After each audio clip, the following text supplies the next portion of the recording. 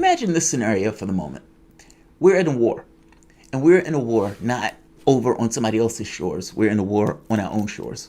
People have the capacity to hit us because of some clumsy political move that one of the politicians made. Now, the government passes a rule, a mandate, executive order, or for that matter, even pushed through law that says at nighttime, everybody cuts their lights off. Now, they pass this order because they don't want to allow people to get bombed through line of sight. This is basically what Britain had to do back in the Second World War. At the point where airplanes and Air Force became an issue, Nazi would run bombing raids at the Battle of Britain to try to undermine and basically destroy the British Air Force to allow Operation Sea Lion to go through, where they can basically invade Britain. That's why Winston Churchill, we'll fight them on the shores with our spoons and whatnot. That's where that speech came in. Now, my point is, if something like that happened in the United States, and they said, you must cut your lights off because we don't want to allow line-of-sight bombing at night. It's dangerous, and we don't want to give the enemy this level of an advantage. How weird would it be for a certain segment of the population to say, fuck that, that trespasses on my individual liberties. And because it trespasses on my individual liberties, I am not going to do it. I'm going to resist it. I'm going to make them lock me up, lock me up, lock me up. You have a segment of your population that does that. Now, what does that mean? If the government allows such a thing to take place, such a transgression, it opens this country up for further attack. It opens up people who are in the surrounding areas because just because that one apartment has a light on doesn't necessarily mean the only people who are going to die is in that one apartment. Everybody that's around them and the surrounding area will also lose their life. Also, bake into the cake that this enemy has already killed 140,000 Americans and have injured another 2 million others, 3 million others. And so this is somewhat of a severe case at this point, and we are trying to lower the amount of life that's lost. Can you imagine a certain segment of the population basically balking and saying, fuck that? I'm not going to take the basic minimum of precaution that the government is asking me to take. I am going to leave myself open for attack, and the people who I engage and associate with also open for attack. That's what I'm going to do. No, the government would take issues with something like that. It would take measures with something like that because all governments have a philosophical responsibility to ensure the welfare of their population. I mean, for fuck's sake, the government is in and of itself just an organized framework to which we organize around. And people, well, yes, cash also, but people are at the center of that. At least they're supposed to be. You got to understand how I see this. Now, in Georgia, Brian Kemp has just passed a law, basically an order, saying that, not a law, an order, basically saying that the notion of people wearing masks is not necessarily a policy that he is going to enforce. So it supersedes every other policy that might have been put forth by local governments that forced people to wear masks when they went into those business establishments.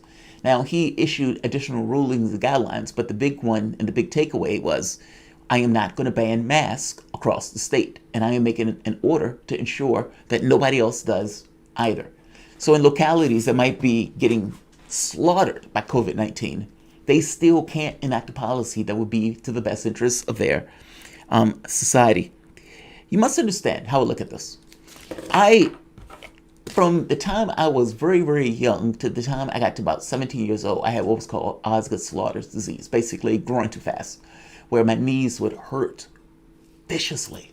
And it did this for the entire time of my childhood. By the time I hit adulthood, you can say 16, 17, there was another pressing issue of nausea and vomiting that I couldn't necessarily control that ended up being resolved to be kidney failure. That was taking place since I was 12. Just we were unaware of it. I went for 10 years with surgeries, almost 2 major ones, year after year after year after year after year, including one stint where I wasn't allowed to eat for 40 days, and another one where they basically kept me in the hospital for months on end because of some infection that I caught while I was in the hospital for something entirely different. Look, I look at this as the most basic, simplistic thing in the world. There are things that you have no control over, that you have to grapple with and just deal with. It's not necessarily a destruction of your decision space, but it does take a little bit of imagination to figure out how to work around it, or for that matter, how to exceed whatever those limitations are. Understanding, though, that there are clear limitations. I'm making the very basic point that as a human being, there are things that we just have to deal with. Your economic system, your financial system, none of that stuff is real. The reality of it is that virus is a real thing. Human beings are a real thing, and as such, we can be affected with an intersection between one and the other in a way that's not necessarily to our best of ends. But to take this amazing approach that acts as if wearing a mask is, oh, it's so debilitating. Get out of here. How am I going to tolerate that nonsense? For all the excuses of, oh, but people and doctors, their oxygen level is dropping. No, it's not. They aren't inhaling carbon dioxide. None of that stuff is true. At the end of the day, masks, as experts are making the point, if we're worn religiously, will cut and get rid of this virus within 2 or 3 months. Brian Kemp, however, has taken a radically ideological stance on this. When Keisha Bottoms made the point, or made the executive order saying, we are forcing anybody who goes into a particular establishment to wear a mask, this is when Brian Kemp reacted and put out this particular piece of executive order, forbidding any other local government to do so. I want to talk about the consequences of what that's going to mean. I'm going to talk about why he did it, and I'm going to show you a video with Keisha Lance Bottoms, the most salacious name in politics, what her reaction has been in this kind of interesting attack that she's been getting from the standpoint of a high profile and her attacks on Trump. Welcome to the Soapbox.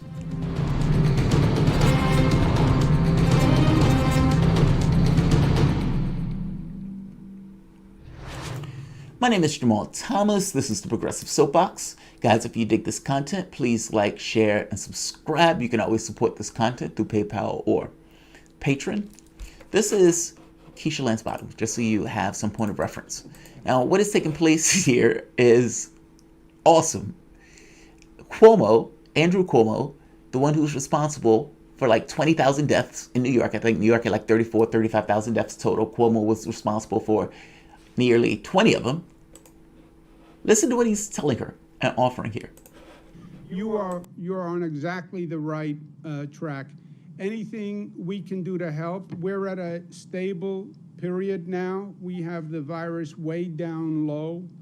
We went from the worst infection rate in the country to the best infection rate, the lowest. So we have a little breathing space here. Anything we can do for you that you need, any help on the testing, setting up the testing and the tracing, that is so important. And we've been through that. So you have an open offer, whatever you need, but we're also 100% behind you. And we wish you Godspeed in your health recovering. And we hope that Atlanta, under your guidance, comes back quickly, and anything we can do, we stand ready. Thank you, Governor. And that's exactly what we need assistance with. Testing that gets people results very quickly, and also the contact tracing, because we know that's extremely important for us to help slow the spread. So I appreciate your offer to help, and we certainly would be appreciative of that assistance. Well, we can do that. We have, I'll arrange it with your team, but we'll put together people who've done the testing for us and the contact tracing. We actually worked with Mike Bloomberg, former mayor of New York City. And because nobody knew what a contact tracing program was. And we worked with the former mayor who stepped up and brought Johns Hopkins to the table, and we came up with a training program and a whole software program. So I'll send a team down to Atlanta, and they can work with your people, and whatever we know and whatever we can share, we will do. In the meantime, send my regards to the former mayor there who I worked with. Send my regards to all the people at Centennial Park. When I was HUD secretary. Now, why would Cuomo do this, and why would she do this? One, she's undermining Brian Kemp. Brian Kemp is supposed to be the governor of her state, Atlanta. And if she is talking to the governor of another state and is basically coming up with this assessment that this guy is so worse or so horrible at his job that I have to go outside of my own state to potentially get help from another governor. That looks bad. That looks bad for leadership in the standpoint of Atlanta. On the other point, from the standpoint of Cuomo, Cuomo gets amazing marks, I think, from the standpoint of people seeing him do this. It looks like he's in control, and beyond being in control, that now he's at a stable base where he can assist somebody else. It makes sense, right, from a political standpoint. Now, here is what Atlanta looks like in regards to COVID-19. Look at that. Those are the average hospitalizations for Georgia in a day. Here's another one.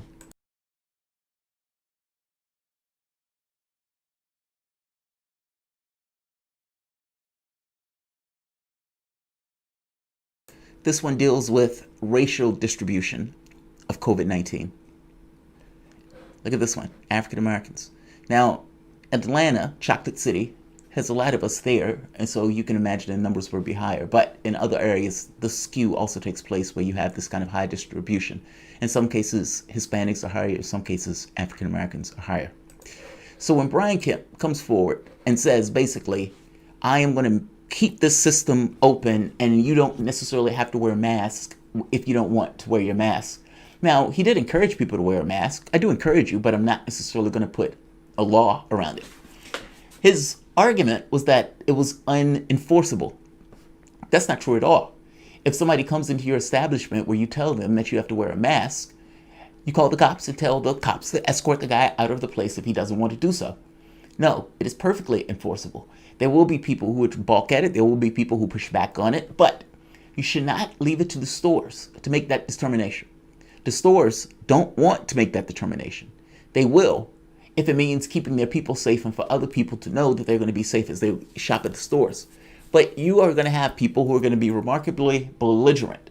And it is far easier for those stores to make the case for them, that person, to get out and to call the cops if it becomes somewhat of an explicit order as opposed to something that the store wants to do. But all of those stores, if they care anything about their customers, should have their customers wearing masks. Even if they are a right-winger, they should be okay with people not being freaked out walking into their store, seeing people who are basically germ bags going through the store without, having anything on their covering on their face. So Kemp started to open his government up earlier than many of the other states.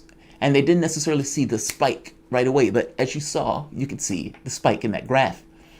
So this says, Wednesday numbers showed nearly 2,800 people were hospitalized statewide with COVID-19 respiratory illness, the highest on record and number that's nearly doubled since the beginning of the month.